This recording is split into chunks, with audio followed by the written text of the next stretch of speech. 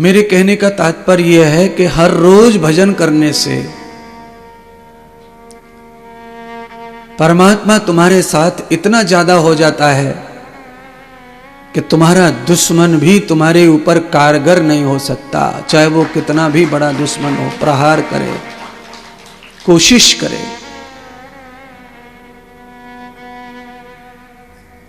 बचाने वाला बड़ा होता है मारने वाले से। अब आपके मन में वो खटर पटर चल रही होगी ना कि कौन सा भजन है ऐसा जो सब गाते हैं, क्योंकि कोई बात संशय में कही दी जाए और वो रह जाए, पूरी ना हो तो खटर पटर रहती है।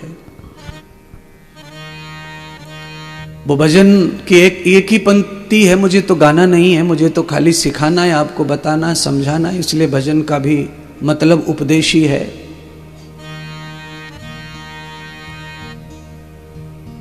सब लोग गाते हैं उसे। जैसे ही मैं शुरू करूंगा आप गुनगुनाने लग जाएंगे।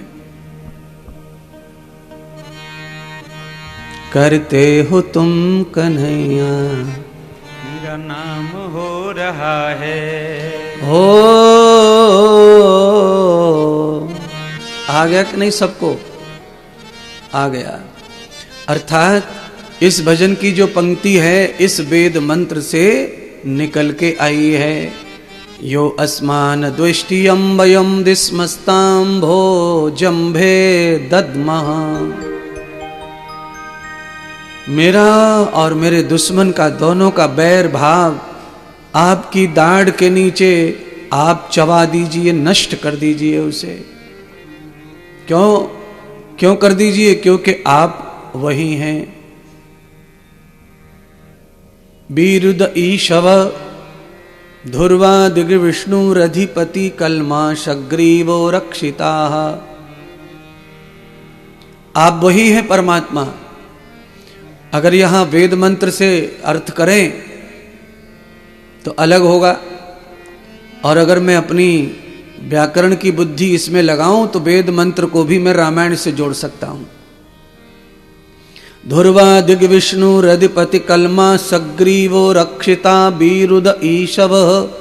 हे परमात्मा, जिस प्रकार महाबलशाली बाली से आपने सुग्रीव की रक्षा की, ऐसे ही आप मेरी भी रक्षा करें। कलमा सग्रीवो रक्षिता बीरुद ईशव। और आप समस्त शरीरों में वीर्य बनकर बैठे हो, यानी कि शक्ति बनकर बैठी हो, तो आपके ही हाथ में सब कुछ है। पर आप बहुत चातुर हो, करना धरना सब आपके हाथ में है, पर सब ठीकरा हमारे ऊपर फूटे। करते तुम ही हो पर बंधते हम हैं, तुम बंधते नहीं हो। क्यों नहीं बनते भगवान?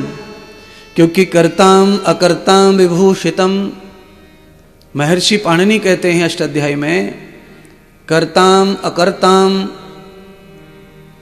कर्ता होके भी जो कर्तापन का भाव नहीं रखता है वो कभी बंधन में नहीं, और जीव ऐसा है नहीं। जीव तो कर्ते का भाव पहले बनाता है, करे या ना करे, पहले तो वो खुद को घुसेड़ेगा बीच में, चाहे कुछ हो ना हो उसका। हमारी सुनो, हम जो कह रहे हैं हमने देखा, हमने सुना, हमारी सुनो। परले आ जाएगी, बादल फट जाएंगे, आग लग जाएगी। वो तो अच्छा है कि मैं तुम्हें चाहूं या के मारे आके बता रहा हूं कि बचो जितनो बचनो है, नहीं तो परले आए बीमारी है। यानी कि आदमी अपने स्वार्थ के लिए हमदर्दी करता है, पर हमदर्दी नहीं है, वो ईर्ष्या है, घृणा है।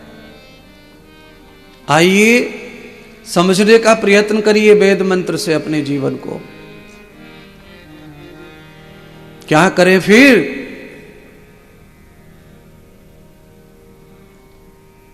अपनी बुद्धि और मन को खुद ही समझाने का प्रयत्न करना चाहिए।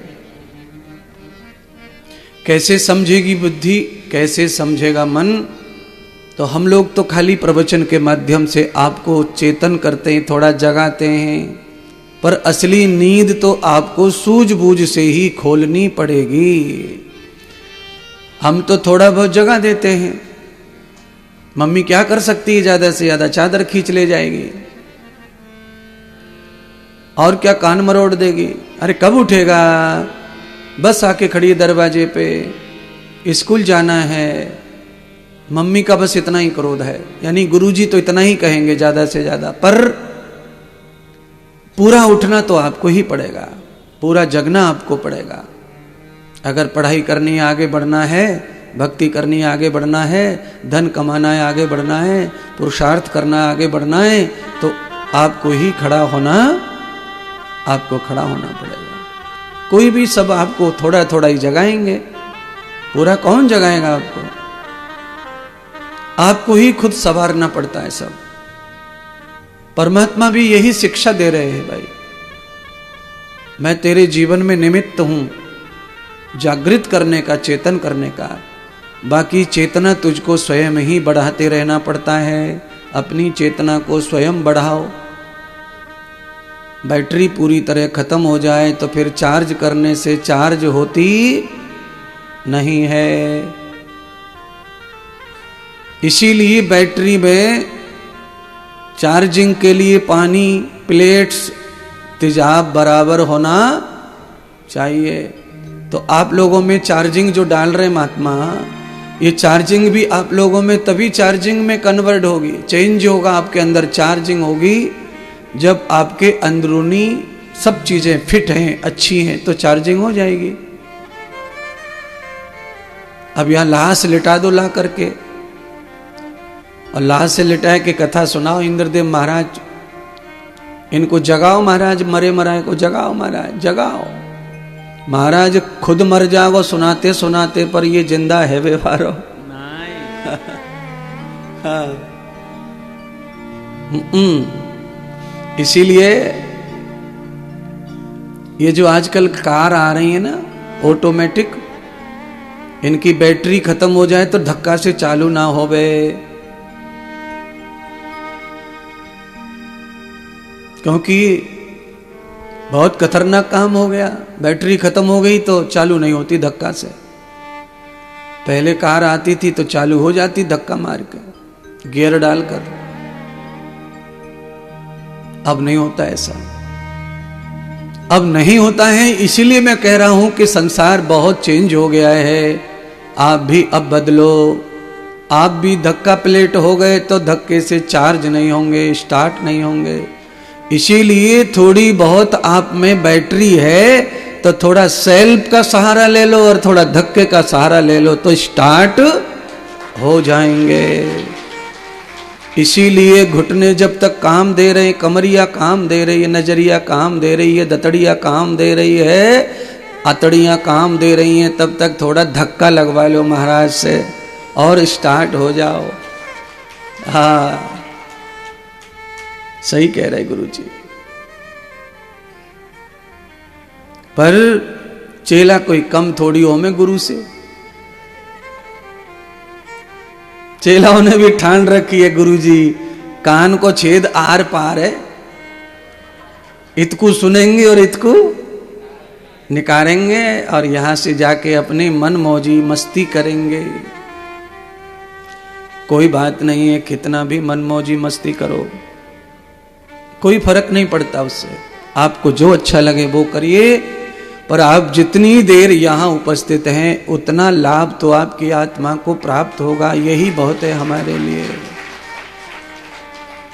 अच्छा बोलिए, डॉक्टर जिंदा नहीं भी कर सके मरीज को, केवल घर वालों की प्रार्थना से इतना जिंदा कर दे कि मरने वाला सब जगह अपना साइन कर जाए कोरे कागज पे, और बाद में वो चले हो जाए, मर जाए, बाद में जो लिखना है हम लिख लेंगे सब। तो महात्मा तुमको इतना भी जिंदा कर दे कि साइन करने लायक हो जाओ, तो भी मेरे लिए तो वाह वाही है। मेरा तो जो काम है वो मुझे प्राप्त हो जाएगा कथा के माध्यम से। भैया ये गले को फाड़ रही आवाज है तो सही थोड़ी, पर थोड़ी कसकस हो रही, कड़क कड़क सी।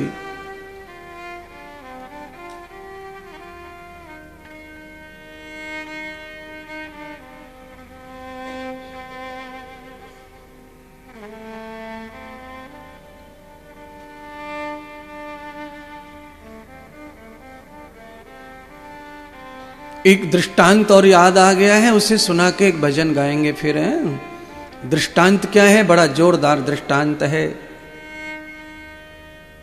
एक महात्मा ने अपने शिष्यों से पूछा, पानी भर लिया लोटे में और पूछा, इस पानी में अगर जहर डाल करके सबको पिलाया जाए तो क्या होगा?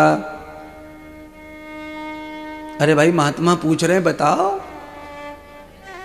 पानी में जहर डाल के पिलाया जाए, बताओ क्या होगा? सभी लोग, अच्छा, उसी लोटे भर पानी में अगर औषधि डाल के पिलाई जाए तो बताओ क्या होगा? सब बीमार अच्छे हो सकते हैं, जहर डाल के पिलाया तो अच्छा भला आदमी बीमार हो सकता है। अर्थात महात्मा अपने शिष्यों को बताना चाहते हैं, अरे प्रिय शिष्यों, ये जो मुख है ये लोटा पानी है, इसमें दो प्रकार का पदार्थ मिला करके परोस दिया जाए। एक हो गया कुवचन, जहरीली बात, और एक हो गया औषधि, अमृत बात।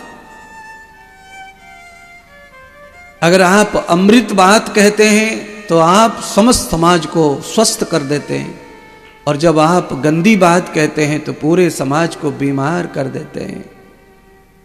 इसलिए महात्मा ने कहा कि दुनिया में शब्द की वजह से जिंदगी बच भी सकती है और जिंदगी मिट भी सकती है। शब्द का बड़ा मोल है। इसीलिए प्रिय भक्तों, चेलाओ, अपने आर पार के छिद्र से शब्दों को ज्यादा पास मत करो, अंदर ले जाओ। जो शब्द आपको लगते हैं अमृतमय हैं उनको ग्रहण करो, जो लगता है विषमय है आप उनका त्याग करो। पर बिना शब्द के तुम्हें बूटी नहीं मिलेगी, जीवन नहीं मिलेगा, कल का भविष्य नहीं मिलेगा। कल अच्छा चाहते हो तो शब्द ही चाहिए जीवन में अच्छा होने के लिए। माता पिता बच्चे को क्या बांटते हैं? शब्द बांटते हैं। गुरुजन क्या बांटते हैं? शब्द। किताब क्या बांटती है? शब्द। ये मोबाइल क्या बांटता है? शब्द। सारा खेल शब्द से चल रहा है। इसीलिए इस पावन कथा को श्रवण करने का मतलब ही शब्द श्रवण करना है।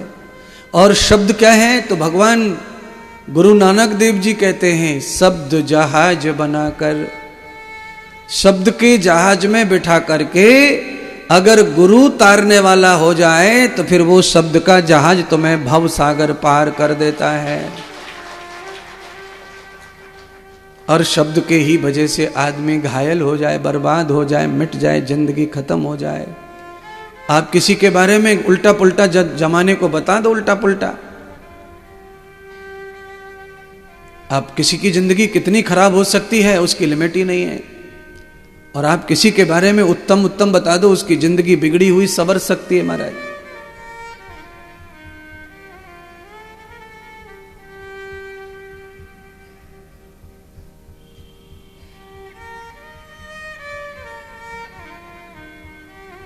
शब्द का दृष्टांत हमारे जीवन को धन्य करता है।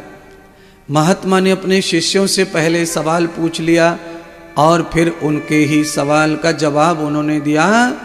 औषधि और विष में इतना अंतर है, पानी वही है, केवल उसमें मिलाया क्या गया है, इस पर अपना जीवन सबका आधारित है, निर्भर है। अच्छा हो सकता है या बुरा हो सकता है।